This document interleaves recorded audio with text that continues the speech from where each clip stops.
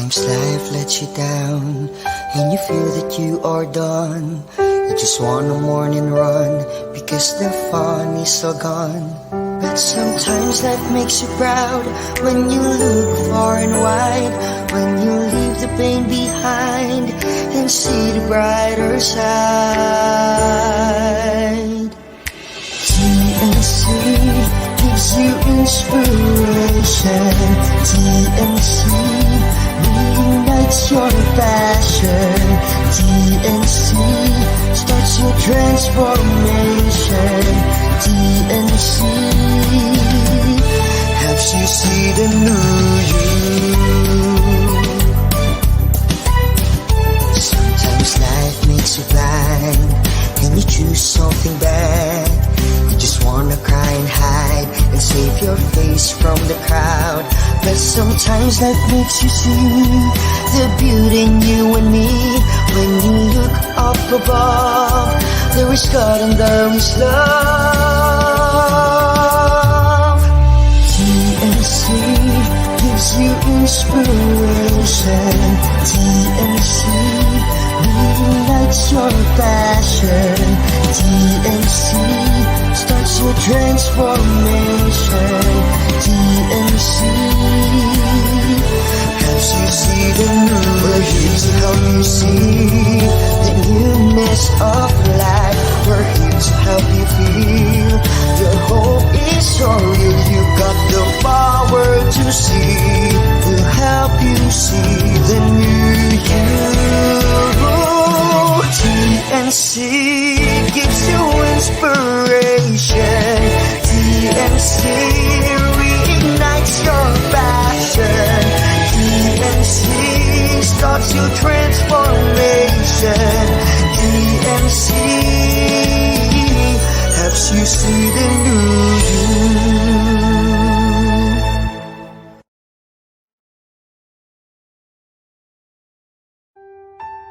The New Channel.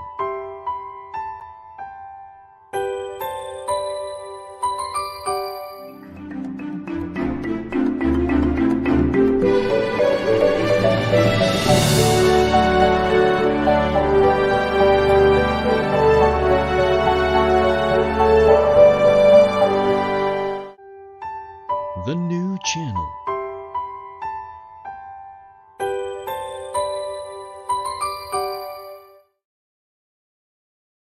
The views, opinions, and insights expressed in the following show are those of the hosts, producers, guests, and viewers. They do not necessarily reflect the position of the channel. Viewer discretion is advised. Welcome to the New Channel. We're here to help you see the new you. My name is Michelle Mras, and welcome to Mental Shift.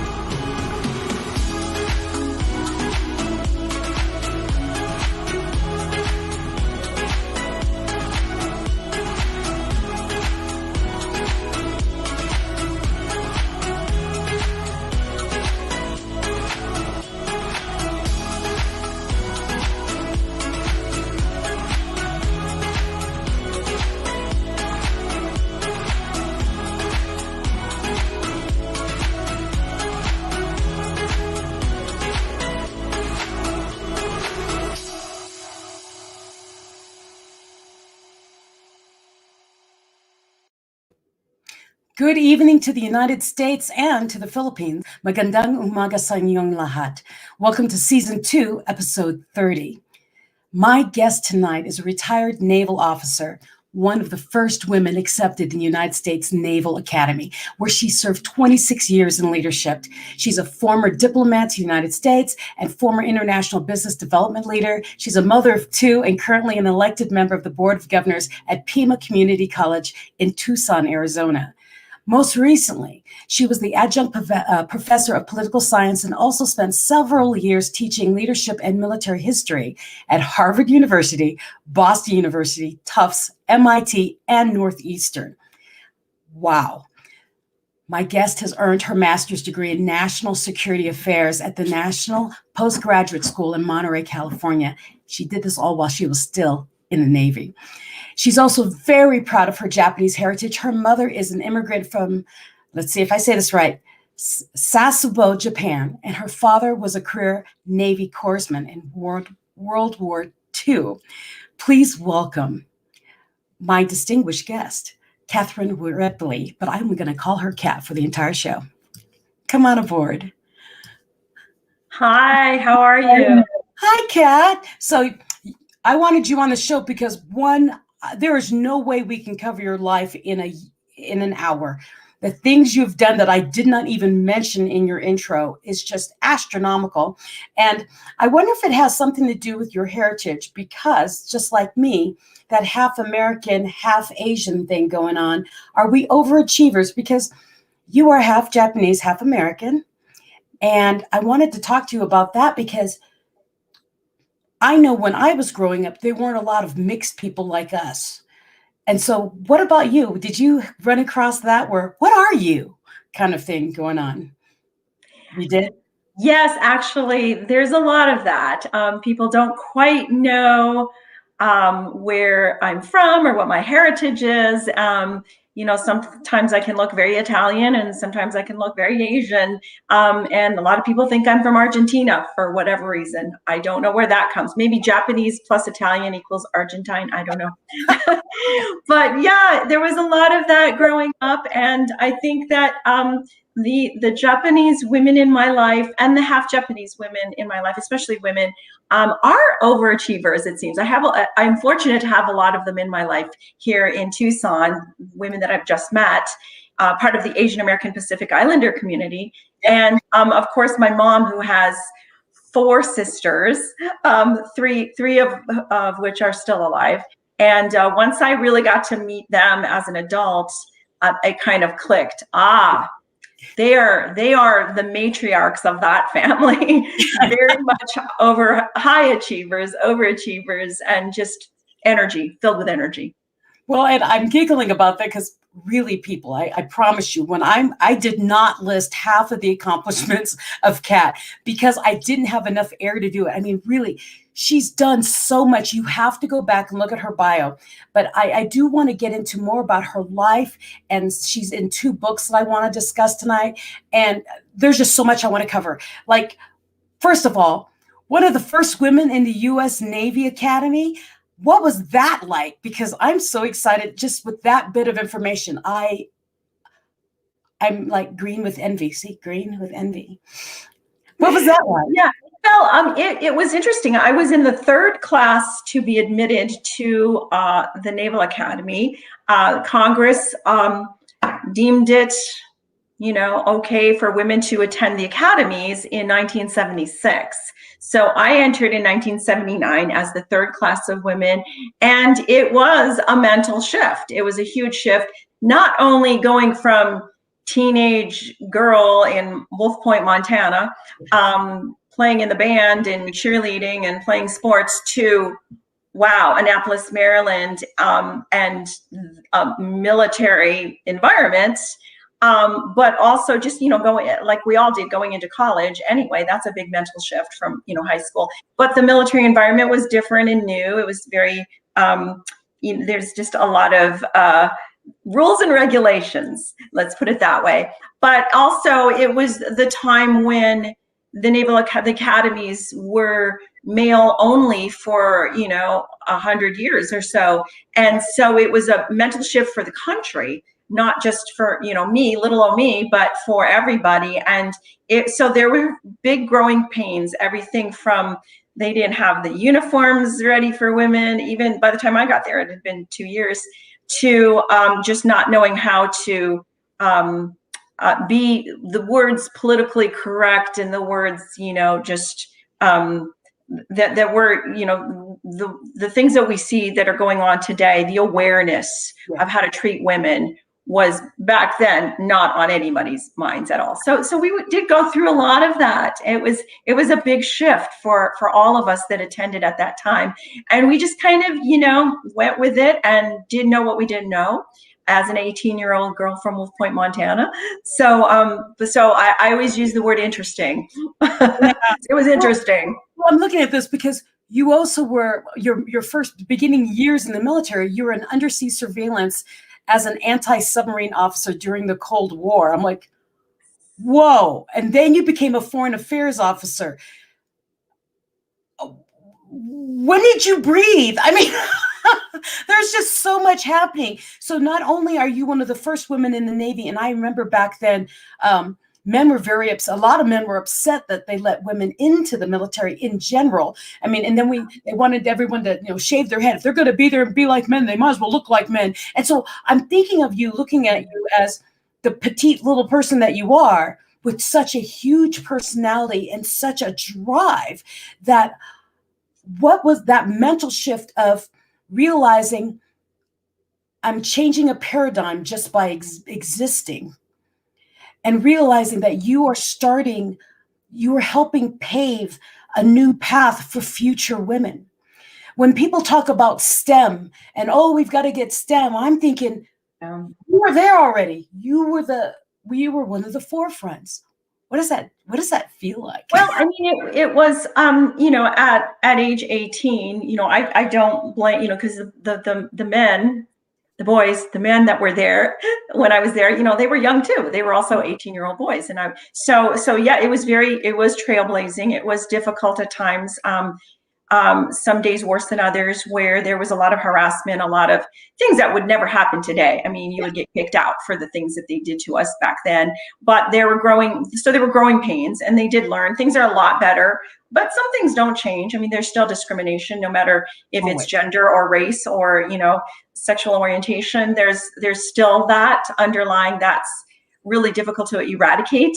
But back then it was just heinous, and it was very blatant. But I always remember one little story that even at my young age, I kind of intuitively knew that it wasn't about me every day. It was something I was representing, you know, womankind, because the funny story is that we have to climb a rope ladder in the swimming pool, the indoor swimming pool. And it's like, you know, 50 feet. I think it's a 40-foot drop. And you have to climb this little rope ladder. You go onto the platform and you have to jump in. And that's part of your test every year you had to do, because it's mimicking, I guess, jumping overboard on a ship. You know, it's the Naval Academy. So you had to pass that, or, you know, you wouldn't pass, you wouldn't graduate. So I remember the first time I did it, I was the only girl. I was so tiny, and there were, for some reason, there's usually 2 or 3 women in each class. They don't put us alone, but the other women weren't there that day, and my roommates probably. And there were, 40, 50 men lined up. So I got in the back. I was like, I'm not going first. But when they started, I found out that the back was the front.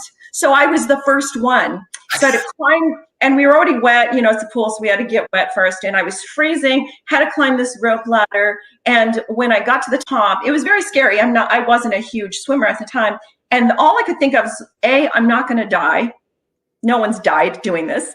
And B, if I don't do this, I will let down all of womankind. Yes. There was that responsibility, even at that age, that I thought, I have to do this. I can't, all eyes are on me, and I can't let my sisters down. So there was that even back then at such a young age. That's a responsibility. I'm excited about you being first, because that also put pressure on all the men that they had to get up there. So basically you were helping both sides, you know, and I can't equate to the Naval Academy. The only thing I can think of is when I was getting my black belt in Taekwondo. I'm this 5-foot nothingness in this group of men. And the instructor put me up first, and he says, let's go until Michelle can't do it anymore. So he went from all the boards to a blackboard, which is like half a brick, to 2 bricks. And I kept kicking. I went through 3 bricks. And I turned around, and all the guys were like, oh no, she made it through 3 bricks. So you set the precedent of what people must accomplish after you. So it was like, good on you, Kat. Good on you. And so what I want to say to those of you in my audience who are listening right now, you're listening to Kat's story. This is just a teeny tiny bit of what she does. You've got to look her up. She's got books and she's got things. Look her up. I've got her her entire bio on this thread when you click on this image when you got to this. Now, the reason I want you to watch this is because Kat has done so much in her world, and she's done many things as breaking boundaries as being a woman in the military and the things she's done for the United States. If you're going through struggles right now and you're wondering, can I make it? Or I'm all alone and I'm the only one doing this, or, I'm one of the first and I'm afraid to do this. Think of people like Kat, who's already done things that other people said she couldn't have done. She said in 78? You went into the... I went in 78. I guess, summer of 78. So think about that. Summer of 78. So she was a trailblazer for women in the military. And then if you look at her bio of all the other things she's done, she's gone through a lot of things. She's sitting here smiling. She's, are you the International Business Development Executive in Tucson, or is that what you just left that? I was that for 6 years at Raytheon in Tucson, yes. See, she has climbed so many ladders and blazed so many doors, and you can too. She's proof you can do it.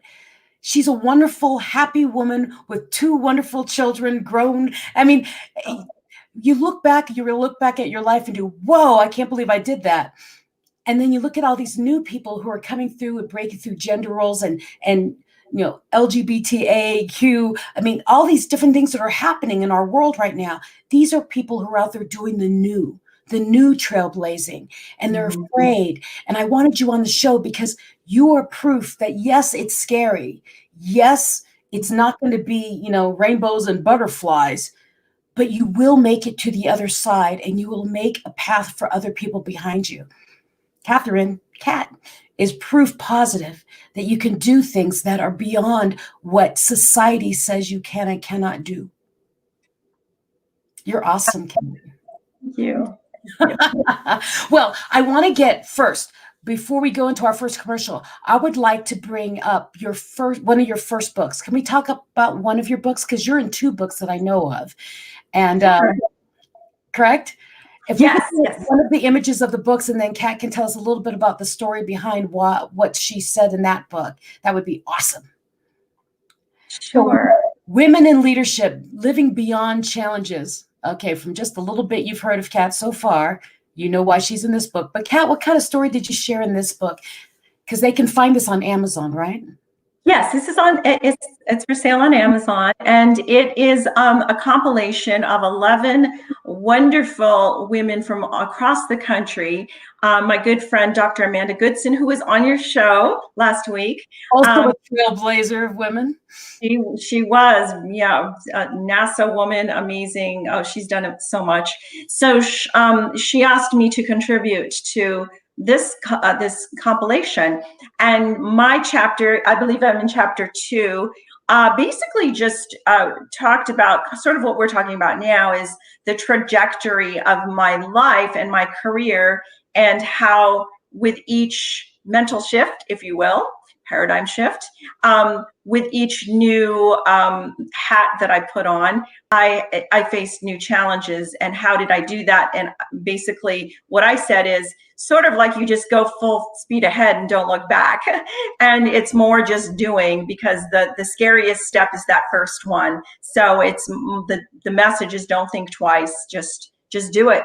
And it was really fun for me to contribute to this book, because they're all 11 of us are completely different, and our journeys are different.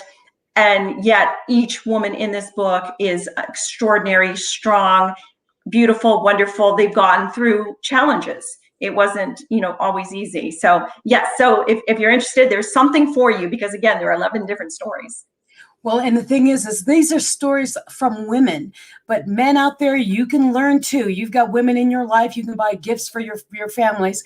Now, here's the other thing. I'd like to say thank you to all of you who are joined us and are watching right now. We're only halfway through the show. So if you're watching right now live, share the live play right now, because that way people can come on and ask questions to Kat, like you can ask questions to Kat, and we'll answer them straight about right here. Now, the other thing, if you're watching on the replay, share the replay, because you can always reach out to Kat. You can find her on LinkedIn. I believe you can find her. But reach out and say, hey, how did you do this? Or, when in your story you talked about this, what happened here?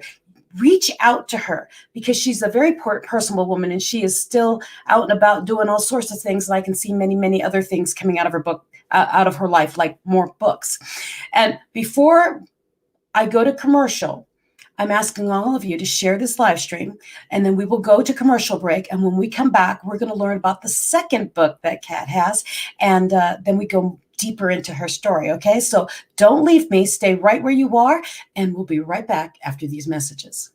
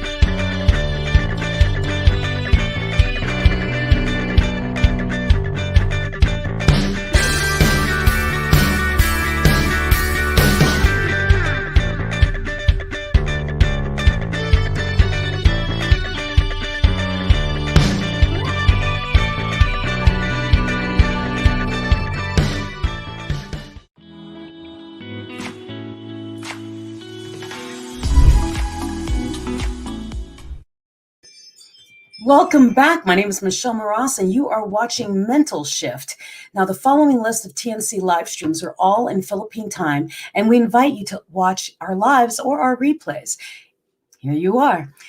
U-Turn, TNC The Talk, Awesome Day, The Home Buyer, The Puppet Stories, Mondays at 5:30 p.m., The Big Picture Mondays to Fridays at 7:15 p.m., The Millennial Voice Mondays at 8:30 p.m., Foreign Affairs Tuesdays at 10:30 a.m., HR Hotline Tuesdays, Thursdays, and Saturdays at noon, Moving On Business, Well Home Tuesdays at 5:30, Money and More Tuesdays at 8:30 p.m. Philippines and 5:30 a.m. USA, and of course CyberNext. Check out our page on Facebook or YouTube by searching #TNC Now. Now enjoy these inspiring shows because we made them for you. And welcome back to Mental Shift. And while we're here, I'd like to say thank you for joining us to Helene and Tay and, oh goodness, who else did I miss? Dopu, Jocelyn, Michael. Oh, there's a whole bunch of people. Anyways, thank you so much for joining us tonight. And please share the live stream because, as you've already seen, Kat is an amazing woman. And it's so exciting to have women and, well, just people in general with amazing life stories and mental shifts that they have overcome and made something better out of their life from just experiencing these shifts. So don't be afraid of experiencing change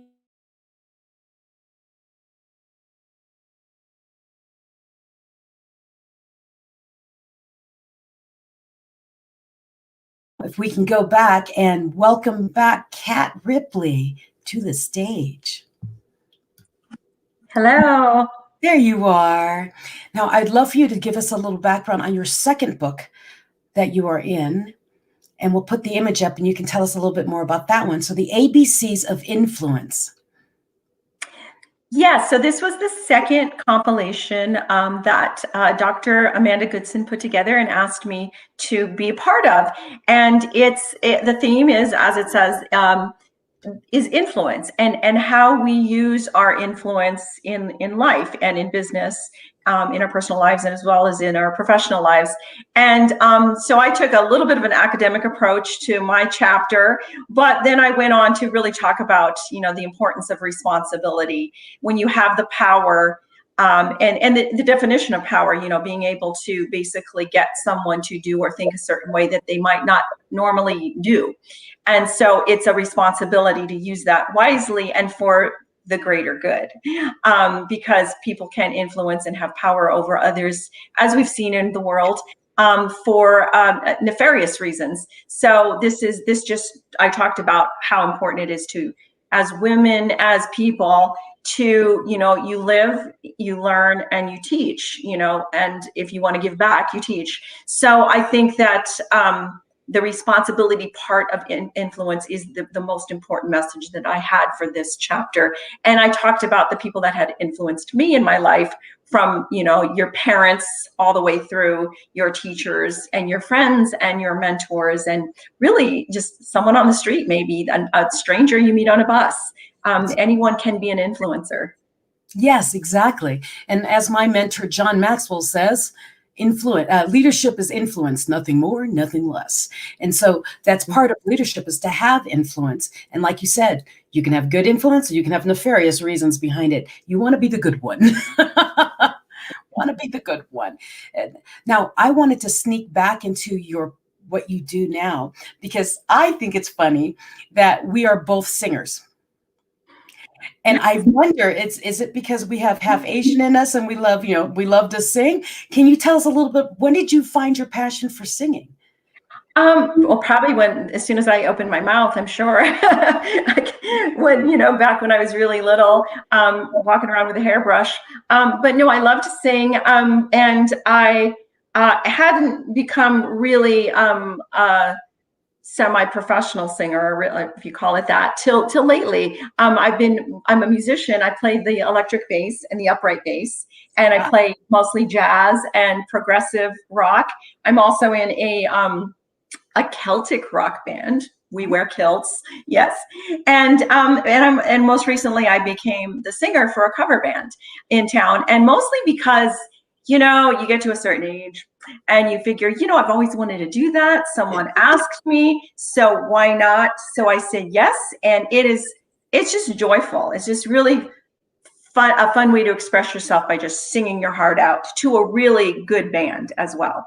So it's just really fun. And I think that's an important message for people out there when we talk about leadership and management and life in general, is you have to take it. It's the oxygen mask in the airplane. You put yours on before you help a child. You really have to take care of your soul. And if it's art or music or hiking or sports, you've got to do that for as long as you can. So that's why I said, I'll give it a go. And it's really fun. I love it. Yes. Well, and that was one of the other things I thought was exciting, that we have something else in common, because I'm a huge singer. I tend to sing in every one of these shows that I do. And I was asked to be a singer in a cover band. And I love to sing. And you're looking at your resume, they would say, oh, this person is so analytical. There is just not a musical. No, look at this. Okay. Do not put yourself in a box. Do not say, I'm this peg and I can only go here. Because look at Catherine. She's done this span of life, and now she's singing in 3 bands. And I get so excited about that, because what you're doing is what I coach upon. To be the best version of you. Go find what you love to do and do it, because it feeds your soul. And stop apologizing for what you didn't accomplish. If you want to do it, then do it. And so here I am looking at this band I've always wanted to sing cover band music, and they do a lot of jazz and old like like Natalie Cole, that kind of, Nat King Cole and Aretha's, and they do older than that, but that's what coming in for, is to sing that part, the very thought of you and I forget to do that kind of stuff. So I love to sing, and I'm so excited you were singing. I still think it's our Asian blood in us, but Probably it could be. I was in Bangkok once and walked into, this is the craziest story. This happens to me a lot when I travel. I've been all over the world. And one time I was in Bangkok, it was St. Patty's Day. I walked into an Irish bar. It sounds like a joke. Walked into a bar and I could hear the Beatles. I was like, that sounds exactly like the Beatles. And I walked over and it was a Filipino band. They sounded exactly like the Beatles. So in Bangkok, Irish bar, Americans, Filipino band singing British music. That's awesome. That does sound like a joke, though. But they were amazing. So maybe it's in our blood. I think it's in our blood, because I cannot walk past a karaoke bar without wanting to go and at least sing one song. There you go. Karaoke, it's Japanese. Yes, it is. It is Japanese. Now, I also wanted to ask you, oh gosh, there's so much I want to ask you, and I don't want to inundate you with questions about what about. But you've been through, you've done tours in Africa, Asia, Europe, in a submarine. I mean, you moved to Tucson. What brought you to Tucson? Did the military bring you to Tucson? Or, I mean, how did you get there? Because you've been I have to say this. Let me make sure I don't mess this all up. Kat also was a U.S. diplomat as a defense and naval attaché and chief of defense corporation at U.S. embassies in Madagascar, Comoros, I can't say it, Seychelles. Oh, I've heard of that. And Mauritius, and in The Hague, Netherlands. Mm-hmm. You've been around the world and back again. I have. I've been to Timbuktu and Kathmandu and everywhere in between. So I love it. I love traveling. I packed up my kids and they went with me everywhere. And it was, the military, the Navy in particular, was truly an adventure. And I don't regret a minute of it. I had so much fun. I learned so much. My children speak a few languages. They appreciate and honor and respect all cultures. And we just love traveling. And my son lives in Spain now as a result of it. My daughter does live here. But yeah, after 26 years of that, plus 4 at the Naval Academy, it was time to retire. And I was actually recruited to come to Raytheon in Tucson. I was in Hawaii, literally sitting on a surfboard, get a phone call, and old flip phones. And it was a general calling me from Brussels. Long story. Anyway, I was going to retire and I needed a job. My parents were living here in Tucson. So it was kind of serendipity that I ended up here, because my mom's here. She is turning 88 this year. And in Japanese culture, the 88th year is huge. It's called the Beiju year. And so I'm with my sisters. They live here. So it was kind of meant to be. I never thought I would find myself in the desert, but I'm here and I'm with family. And for some reason, it was definitely meant to be here. That is funny. A Navy person who likes to be on surfboards is in the desert, but that's what airplanes are for. Exactly. I still travel. Well, I haven't traveled in a year because of what. None of us have. But so can't wait to do that again. Yeah. Oh, I'm so excited that you had such a life. And for those of you who are watching, you are like, I don't know, I thought about the military, but I don't want to do that. Look at the life you could have, the adventures you could have. So in the places that you are and you think that you're stuck and there's nothing there, look around. People don't tend to appreciate where they are until they're gone from it. So like with me, I grew up in the Philippines, never traveled really while I was there as a kid, but here as an adult, I come back and I love to travel there. So if you're in a place and you don't look around and say, I don't know why people keep coming here, it's just my hometown, go explore your life, your world like a tourist, and you'll see such magical things that you've overlooked, basically, is what I'm going to say. Right, Kat? It's true. That's a great message. And for me, since I have been everywhere and done everything, Coming to Tucson, it was a little depressing to go from 1,000,000 miles an hour to, 10 miles an hour and retiring from the military. But I realized, and in all disclosure, I did apply for several positions before I came to Tucson to work for aid agencies in Africa. And because I lived and worked in Africa, and for some reason, maybe my military background, they really didn't want what I had to offer. So I ended up here. I was a little bit sad about that. I'm talking, it was World Health, Feed the Children, Save the Children. It was, all of those agencies. I thought, I'll live in the Congo and do that. But it doesn't matter where you are. Living here in Tucson, I realized there are people that need help in my own backyard. And so I decided to volunteer and do work for an organization called WWII, and it's a preschool for children in poverty. And right here in Tucson. So there's a lot we can do in our hometowns if we can't travel now, but because there is that travel envy that a lot of people have, but not everyone can afford to travel. But there's beauty all over. I mean, there's so much beauty here. I've not even visited half the places here. So I think take advantage of the here and now. I think that's one of the most important things too. Exactly. And I wanted to express that and say that and emphasize that, because there's so many people who are like, oh, but I didn't get to, and therefore I didn't experience life. No, you did. And here's the other thing. What I noticed is, like with COVID, when the world shut down, there were virtual tours around the world. Just go visit, go look up virtual tour of Athens, Greece, or whatever you want to look for. Mm-hmm. And there are virtual tours where you are walking and they have a GoPro on someone's head and you are literally walking down the street with them. So you can always visit the world, and you can choose where you want to go visit when we truly open up. Go see something that you want to see, but don't beat yourself up by comparing yourself to people who have traveled, okay? Because life's too short to be comparing yourself. Be happy with who you are, where you are, and then make plans for what you want to do. Don't apologize for your past. If you want to change, do it today. I'll get off my soapbox now.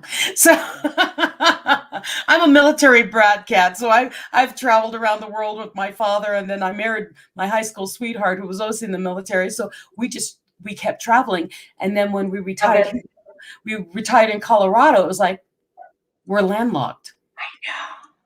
It's like, what are we going to do? We're landlocked. But there's an airport, so we enjoy what we have. And so many people fly to Colorado for vacation. And so it's like, well, what are they looking at? That's so interesting to fly here. And so that's why I got that idea of enjoy where you are. Start experiencing your world and see where you can insert what you want to do at a local venue, and build from there, because there's so much around you. And Kat, yes, has been around the world and back again.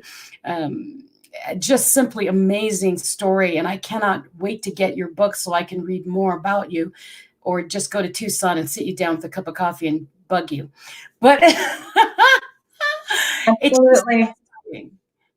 Absolutely. Yeah, I did love writing my chapters, and I'll be writing more. I'm really excited for that. There's just so much. I think that I think with COVID also, in this lockdown, I think we all, one of the lessons I learned is we all have so much more in common than we thought. And as a human race, especially, that we have so much to share. And I think people actually are giving each other a break, and people actually understand and want to be, I think, kinder these days. And I think that's an important thing. I just recently lost someone very important in my life, a brother-in-law. And it wasn't COVID. It was something else. It was brain cancer. But those things, being locked in, losing people, so many people have lost lives during COVID, through COVID, but also the normal diseases that people are still dying of every day. And I think, but being secluded, I'm hoping, I think this is true, that we all have this greater sense of appreciation for life and friendship and connectivity. We long to hug each other again. We long to speak to people in person and at restaurants. I mean, I don't know when we'll get back to those, disco days where we were sweaty and we were leaning against each other's sweaty bodies. I don't know if that'll happen, but those were the good old days. But I think whatever happens next, this next physical and mental shift, I think it's going to be good. I think people are ready for some goodness and for something new and exciting to happen. We're tired of this. Yes, and I believe locking down made us more humane. I truly believe we learned humanity this way, and some people don't agree with that, but I know I've learned more compassion for my fellow man, and my speaking. I've been speaking around the world, and literally around the world now, because when we went cyber, every door opened. So all the places I couldn't fly to, they're right here on the screen. And so like you said, we all experience the same problems. We still have that. It doesn't matter what country we are. We still hurt the same. We still bleed the same. We still, long the same, and those kind of things. Oh, and my husband says, "Thank you for your positive outlook." My husband's watching. See, there he is. Oh. So nice. But that's really what it is. It's having that positive outlook in the world. For someone who's been around the world and lived and traveled, to see the world in one place, you've seen it firsthand, to sit back through this pandemic and still be positive about it is a beautiful thing. Because so many people have not seen other countries or seen it from a real perspective. And we listen to the news and we listen to the things and we do, that's how it is. And you can say, not necessarily. People are people. You've been there. Exactly. And I think that was one of the biggest gifts that I try to give to my children is through traveling. I mean, I drag them everywhere. And they got to see so many cultures and so many peoples and tasted their food and danced their dances and saw their churches or cathedrals or mosques. And I think the biggest message that they learned is just that we are all the same. Some cultures have, different forms of beauty and different, like I said, architectures and different food and wine and dance, but it's all beautiful and it's all, but it's all the same. The way we express ourselves through art, through music, through food is different. But the core of who we are as people to connect is all the same. And so I love that was the one thing I did get to offer my kids is just to see all of that. And you grow to respect and honor and really just appreciate different cultures and different lifestyles. And I think that's really what's important. I think we just all need to give each other a break, really. And that's what's one of the messages of COVID too, is just, we all need a break. Give yourself a break. And give the other person a break. Oh, definitely. And with this whole lockdown thing, okay, I encourage all of you, if you've always wanted to travel somewhere, look it up online. I can almost guarantee you there is a virtual tour to walk through, or you can get into a chat room and start talking to people, learn another language. There's so much you can do to expand your knowledge of the world without just staring at the news and getting scared, okay? So expand your world by looking at the people and talking to the people. It's a beautiful way to connect, and it's a beautiful world. As Kat and I can both attest to, we've lived around the world, between the two of us, probably every continent, that the world is beautiful, people are beautiful, and that there's so much to learn from everyone. So go do that. Now we're going to go to our commercial, but when we come back, Kat will share with us a lasting thought she'd like to share with you before we end the call tonight, okay, before we end the show tonight. So please stay tuned after this break, and we'll be right back with Catherine Ripley.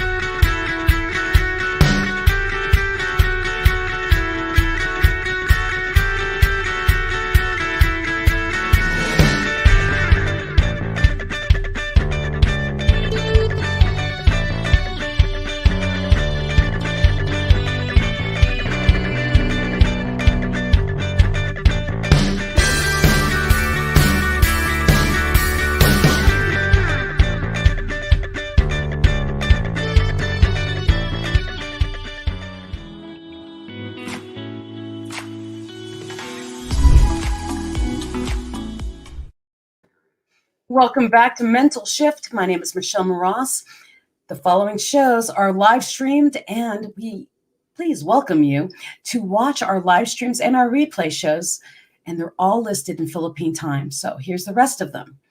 Healthline, Couple Goals, Win Within, Wednesdays at 8:30 p.m., Market Leader, TNC Express on Thursdays at 11 a.m., YOLA, Thursdays at 8:30 p.m., Negotio at Home, Fridays at noon, Tech U, TNC Marketplace, Fridays and Saturdays at 5:30 p.m., COVID Stories, Saturdays at 10:30 a.m., Realities, Saturdays at 4 p.m., Danny Art Show, After Shift, Women at Work, The Family Business, Usapang Beauty, The Fourth Project, and also catch the TNC specials, One Day, TNC Arena, TNC PressCon, and the TNC Town Hall on Saturdays at 7 p.m. And it's co-hosted by our TNC founders, Lloyd and Apple. And Town Hall is where we talk to you, our valued audience. And then, of course, it's never too late for Mental Shift. That's right now, Tuesdays and Thursdays at 7:30 p.m. Mountain Time in the United States, and Wednesdays and Fridays at 9:30 a.m. Philippine Time. Soon to be only on Tuesdays in the Americas and Wednesdays in the Philippines starting in season 3, which is in just a few weeks. So please and thank you for joining me. Follow for upcoming shows at #TNC Now on Facebook and YouTube, and allow your passion to inspire you, and together let us #See the New You. Welcome back.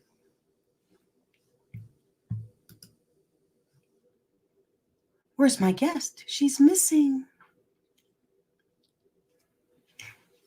There you are. So we are talking to Catherine Ripley. I keep calling her Kat because she is a retired naval officer. She's a diplomat. She's a mom. She's an elected official. She's goodness, I like to say the cook, the baker, the candlestick maker, you name it, she's got it, she's done it. And I love the fact that she's just this positive, wonderful, brilliant woman sitting in front of us saying, life's good. And that's refreshing to hear. Now, I would love for you to share some words of wisdom, something that's kept you going or through your mental shifts, anything that would help our audience understand, maybe what you use to keep yourself going through difficult times or through your mental shifts. I think, thank you so much for having me. I think it's going to sound corny, perhaps trite, but I think that the word balance is and most people would be surprised my sisters would be surprised that I say balance, because I'm so extreme at times, both in volume and in action. But I think that balance is really, truly important. Like I gave that overused example about put the oxygen mask on yourself first before you can help the child next to you in an airplane.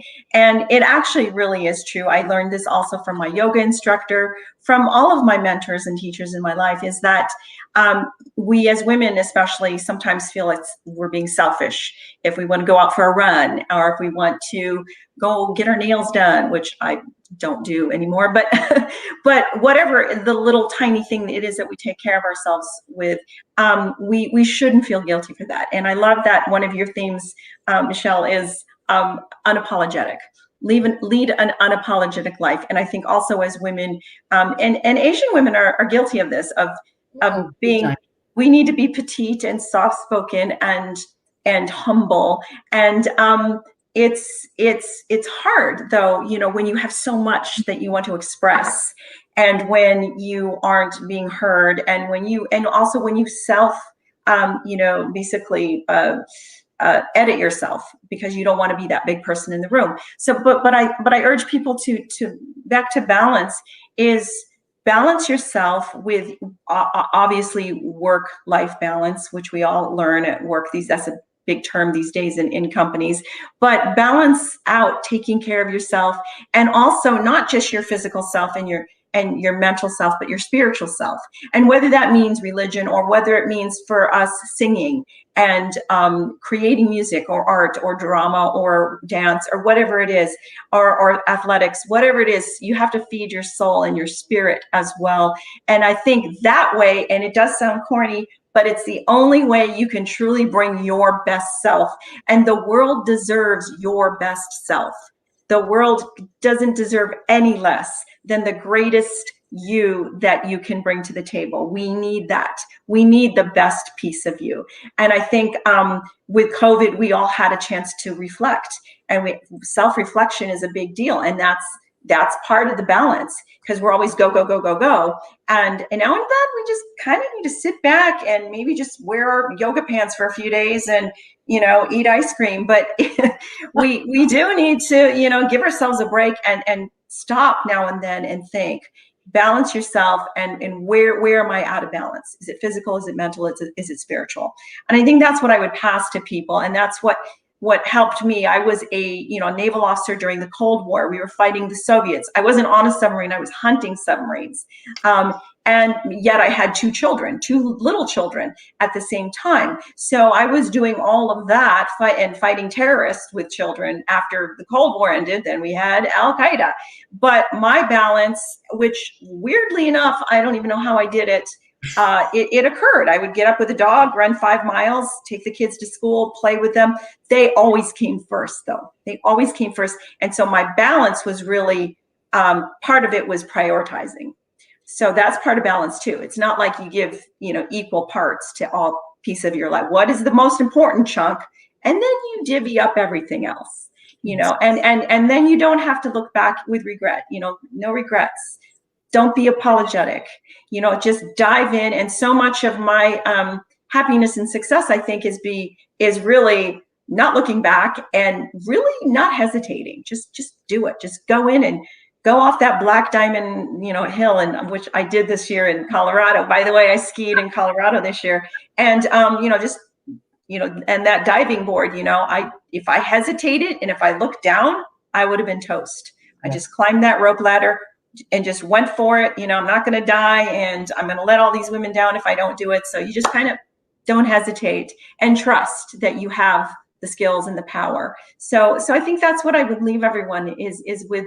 Balance your life and really take care of yourself, your soul, and your physical being as well. All of those things. Eat right, exercise, all of that we know, but you really have to do it.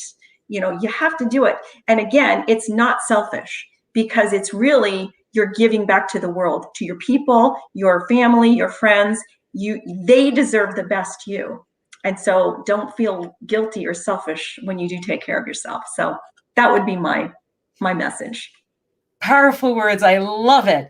Yeah. Mind, body, soul. No, it doesn't mean you equal out everything. It's what's important. What do you need to focus on? That's the balance. It's this ever-turning ball of things that happen, but what's the most priority that you need to set in your life.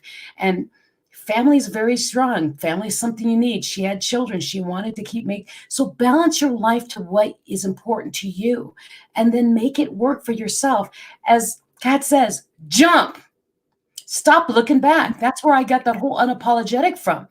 So much of your life is looking back at all what I shoulda, woulda, coulda. Stop. Don't look back. The future's in front of you. Start today. Every day is a new day. Start today. If there's something you want, start today. No, if you say, I want to run a marathon, no, don't run the marathon today when you just thought of it. Build to it. Everything happens with building, preparing, being ready. In my TEDx, I say you have to have a plan, but have wiggle room on how to get to that plan. Don't beat yourself up because it didn't rigidly fit your plan. The other thing is eat dessert first. Kat just said that you have to enjoy life. To enjoy life, you've got to smile. You've got to embrace other things. You can't just live on this straight road and expect joy to find you. You find joy in what you do and the things around you and the people around you. And then lastly, the differences between a rut and a grave are the dimensions. Ellen Glasgow quote. If you keep doing the exact same thing every day and expecting something different, you are building the dimensions of your own grave. Step out of that box. Get out of your comfort zone. Go try something new to be the best version of you every day. Or as Kat said, the people you're sacrificing for and playing small for because you think they need you for something else, they deserve the best you. But guess who else needs the best you? You. You deserve to be the best version of you. Stop playing small. Be you. Be the best version of you. And I'm so excited that I was connected with Catherine Ripley because her background is just extensive, amazing. But here's this humble, beautiful human inside and out who's giving back to the world still. You went from military giving back to now you're helping, children and, impoverished children. Your heart is so big. I can't wait to learn more about you. And audience, for those of you out there watching and listening, I hope you go to those books. Both of the links are in the chat. Go to Amazon and find the books, okay? Because you want to hear these stories. Amanda Goodson put these amazing women together in Women in Leadership, Living Beyond Challenges. It's on Amazon. And then the second book is The ABCs of Influence. Check them out. Learn from other people. Learn from people who have made it through difficult things or have learned amazing things through their life. Life is not meant to run willy-nilly. Find the influencers that can help influence you to your best next level. So, as I love to say,